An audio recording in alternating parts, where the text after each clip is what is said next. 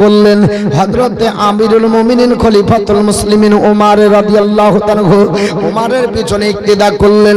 সবাই যখন আপনার নামাজের পরে তাসবিহ তাহলিল করে, এই সাহাবী যেন আপনার চোখের পানি ছেড়ে আপনার ফেটে কান্না করতে লেগেছে।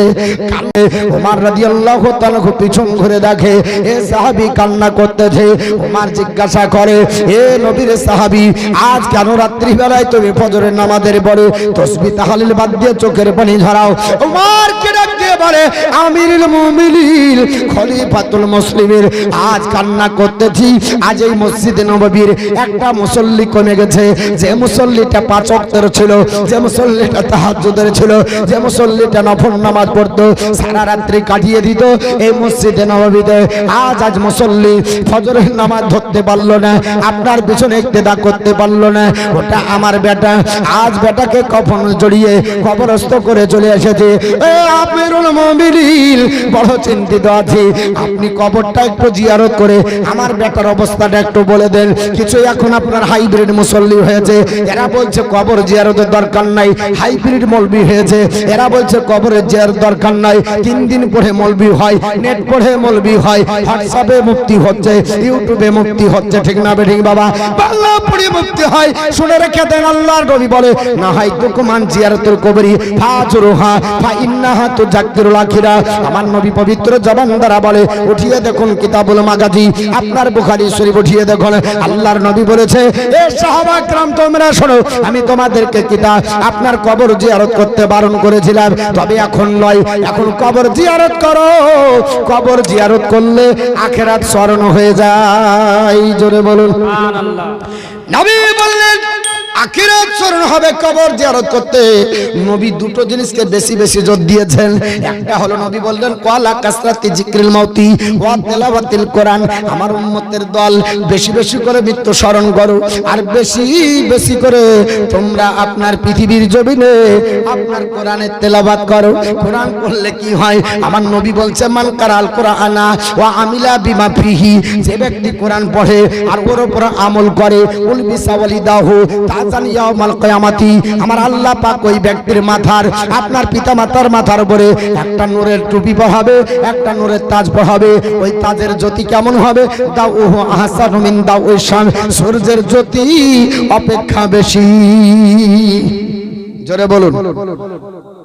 আমার বন্ধুগণ, আমিরুল মুমিনিন ওমর ধরতে ধরতে চলে গেলেন কবরস্থানে, কবরের কাছে দাঁড়ালেন, জিয়ারত করতে লাগলেন। জিয়ারত করতে করতে 2 চোখ বন্ধ করলেন। মুহাম্মদ ওয়া আলা আলে সাইয়্যিদিনা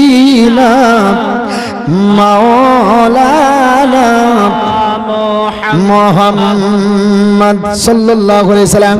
ওমর কবরের কাছে গিয়ে এই 2 চোখ বন্ধ করলেন। জোরে বলুন সুবহানাল্লাহ। মানুষের চোখ কটা? জোরে বলুন, কটা চোখ? বলবে মতিউর রহমান আর একটা কই? আপনাকে আমাকে জিজ্ঞেস না করে একটু ছোট কালে পড়ুন, একে চন্দ্র দুয়ে পক্ষ তিনে নেত্র পড়েছেন কিনা? ওই বইটাকে ছিঁড়ে ফেলে দেন, কারণ বইয়ে ভুল লিখেছে। চোখ তো দুটো, বলছে তিনে নেত্র মানে 2টো চোখ, 3টে চোখ, কিন্তু বাবা 3টে চোখ।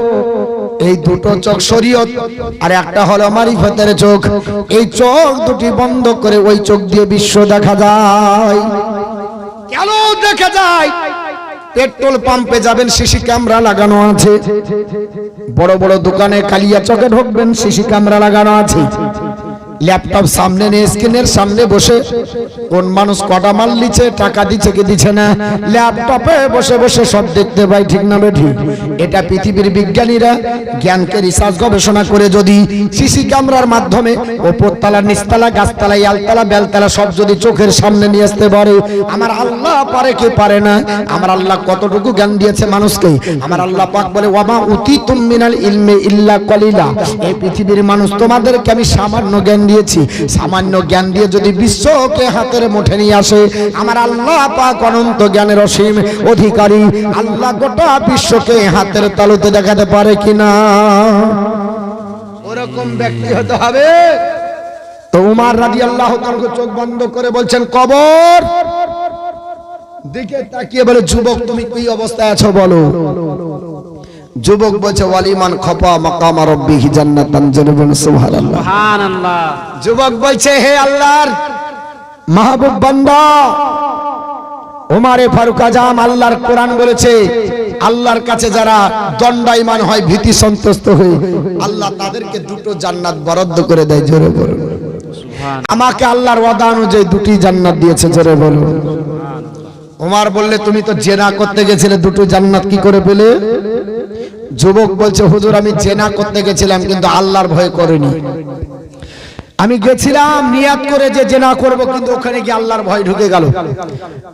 তাই আমার আল্লাহ পাক ওই ভয়টার জন্য এত খুশি যে আমাকে আল্লাহ দুটো জান্নাত দিয়েছে। আজও যদি কোন আল্লাহর বান্দা হারাম কাজ করতে গিয়ে যদি আল্লাহর ভয় হয় ছেড়ে দেয় তো আপনার গুনাহ হবে না। ভাবে কি ভাবে না, বারবার দেখা হলে ভালো লাগতো। আল্লাহকে কেমন প্রেম করো ও মুসলমান, মসজিদে গিয়ে তোমার কেন মন দাঁড়ায় না? আল্লাহ পাকের মসজিদে গিয়ে কেন আগে যাও না? আল্লাহর নবী বলেছে পবিত্র জবান দ্বারা, এ আপনার পৃথিবীর মানুষ তোমরা শোনো, মানিল গসলি ইয়াউমাল জুমাআতি গসলান আপনার জানাবাতি, যে ব্যক্তি জুম্মার দিন পবিত্র আপনার হলো যেমন নাপাক থেকে পবিত্র হয়, এই রকম উত্তম ভাবে যদি কোন আল্লাহর বান্দা গোসল করে, গোসল করার পরে সুম্মারাহা আল্লাহর ঘর মসজিদে যদি ঢুকে যায়, প্রথম কাতারে যদি জিয়াইকা স্থান করে, আমার নবী বলছে পবিত্র জবান দ্বারা, নবীর কথার পরিবর্তন হবে না। আমার নবী বলছে উম্মতের দল ফাকা আন্নামা কাররাবা বাদানাতান, আল্লাহ তোমার নামায় আমলে একটা উট কুরবানি করার সব দান করবে। জোরে বলুন সুবহানাল্লাহ। এ মুসলমান, পাঁচ কাতারে যদি গোসল করে সকাল সকাল প্রিপারেশন নেন কেমন নাকি হবে। আর একবার প্রেমিকা ডেকেছে কালিয়াচক কলেজের ফিল্ডে, আজকে তোমার সঙ্গে দেখা করব, রাত থেকে তার ঘুম নাই। 10টাতে কলেজ যাবে তো সকাল বেলায় তলপি তালপা গুছাচ্ছে, বুঝছেন? বাপ জিজ্ঞেস করছে কোথায় যাবি, তো বলছে কলেজ যাবো। কলেজ? হ্যাঁ এখন টাইম হয়নি, ওই যাই দূরকার রাস্তা, মানে ওর ছটপট করছে, জান ছটপট করছে, এত প্রেম। আর আল্লাহর ঘর, আল্লাহকে কেমন প্রেম করি, যে আল্লাহকে প্রেম করি তো কই তো আল্লাহর মসজিদে একটু সকাল সকাল গেলাম না, কিছু নামাজি আছে বলছে মৌলভী সাহেব তো কিছু বক্তৃতা করে, অতএব একটু লাস্টে গেলেই হবে, তাকবীরে ওলা ধরতে পারে না, ঠিক না বেঠিক? শুনে রেখে দেন, বিশ্বনবী বলেন মান রাহা, যে ব্যক্তি মসজিদে প্রবেশ করলো ফিসাতি সানিয়াতি, দ্বিতীয় স্তরে, দ্বিতীয় মুহূর্তে মসজিদে গেল, ফাকা আন্নামা কাররাবা বাকারাতান, সে যেন একটি গাভী উট কুরবানি করার সব হাসিল করলো। জোরে বলুন। প্রথমে উট কুরবানি করার, দ্বিতীয় স্তরে গাভী উট আপনার কুরবানি করার, তারপরে মান রাহা ফিসাতি সালিসাতি, যে ব্যক্তি তৃতীয় স্তরে মসজিদে প্রবেশ করলো জুম্মার দিন, সেই ব্যক্তির জন্য ফাকা আন্নামা কাররাবা, ফাকা আন্নামা কাররাবা কাবসান আকরানান, সে যেন একটি সিং বিশিষ্ট মেষ আল্লাহ রাস্তায় কুরবানি করার নেকি অর্জন করলো। জোরে বলুন সুবহানাল্লাহ। তারপরে ফাঁকা, তারপরে মান রাহা ফিসাতি রাবিয়াতি, চতুর্থ মুহূর্তে যারা মসজিদে প্রবেশ করলো, ফাঁকা আন্নামা কাররাবা তাজাজাতান, সে যেন একজন মুরুগ আপনার জবাই করা কুরবানি করার সব হাসিল করলো। জোরে বলুন সুবহানাল্লাহ। তারপরে মান রাহা ফিসাতিল খামিসাতি, পঞ্চম স্তরে যারা মসজিদে প্রবেশ করলো আল্লাহর ঘরে, ফাঁকা আন্নামা কাররাবা বাইজাদান, সে যেন একটা ডিম কুরবানি করার সব হাসিল করলো। এই 5 স্তরের পরে যারা যাবে তাদের জন্য আপনার গুল্লা, গুল্লা বুঝতে পারলেন, গুল্লা হবে। কারণ আপনি কত আপনার বলে হয়েছে কাজের, আপনার বলে হয়েছে ফাঁকি দিবেন, খুতবাতে কেউ যাচ্ছে, কেউ নামাজে খুতবাও পায় না, ঠিক না ঠিক বাবা? খুতবাও পাই না, নামাজ হচ্ছে তখন যা দড়িয়া যে নিয়ত করে ধরলো পেছন কাতারে। কিন্তু আল্লাহ রাসূল সাল্লাল্লাহু আলাইহি ওয়াসাল্লাম বলেন, এ আমার আপনার সাহাবারা, ওয়া ইজা আপনার দেখা, ওয়া ইজা খারাজাল ইমামা, ইমাম যখন বেরিয়ে যায় বক্তৃতা করার জন্য, ইমাম যখন বেরিয়ে যায় নামাজের জন্য, হাজারাতুল মালাইকা আল্লাহর ফেরেশতা হাজির হয়ে যায়, ওয়া ইয়াসমাউনা যিকরা, আর ইমামের বক্তৃতা শুনে আর আল্লাহর কাছে দোয়া করে। জোরে বল সুবহানাল্লাহ। আপনার নামটা ফাঁস কাতারে লেখা হবে, ফেরেশতারা লিখবে।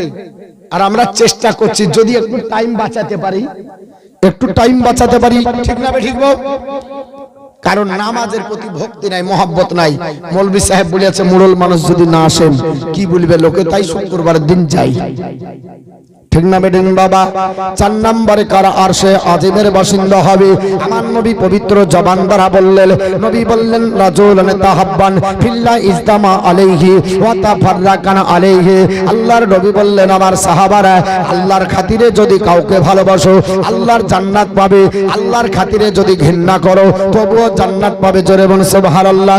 আরশে আজিমের বাসিন্দা হবে। মাওলানা আপনার ভালোবাসা বুঝলাম, তবে ঘৃণা করা বুঝতে পারলাম না। আল্লাহর জন্য ভালোবাসবো এটা বোঝা গেল, ঘৃণা কি করে করব? তো শরীয়তের পরিভাষা হলো কোন যদি খোদাদ্রোহী হয় ওকে ঘৃণা করেন, আরশে আজিমের বাসিন্দা হবে। হাদিস বিরোধী কথা বললে ওকে ঘৃণা করতে হবে, কোরআন বিরোধী কথা বললে ওকে ঘৃণা করতে হবে, মসজিদ বিরোধী কথা বললে ওকে ঘৃণা করতে হবে। বর্তমান যুগে নামধারী মুসলমান নাম হলো ওয়াসিম রেজভী, শুনে থাকবেন। 2021 সালে 21 মার্চ আপনার 13 মার্চ একটা কথা বলেছিল, আল্লাহর কোরআনের 26টি আয়াতকে রিমুভ করতে হবে।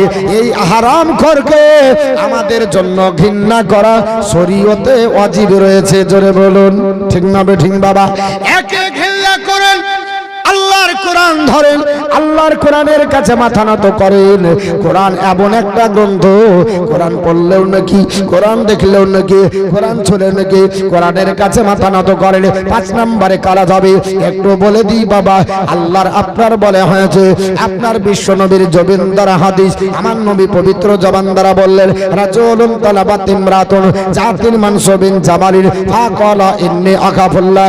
আমার নবী বলেন ও যুবক জওয়ানেরা, যদি সম্ভ্রান্ত ঘরের মহিলা দেখতে লাবণ্যময় চেহারা হয়, দেখতে যদি টল ফিগার হয়, ওই মহিলা যদি ডাক দিয়ে বলে যুবক আমি তোমার প্রেমে পাগল, আমার জন্য তুমি ফেদা হয়ে আমার জন্য তুমি জেনা করো, আর যুবক যদি বলে দেয় ফাকালা ইন্নী আখাফুল্লাহ, আমি আল্লাহকে ভয় করছি বলে পালিয়ে যায়, ওই যুবকটা আরশে আজিমের বাসিন্দা হবে।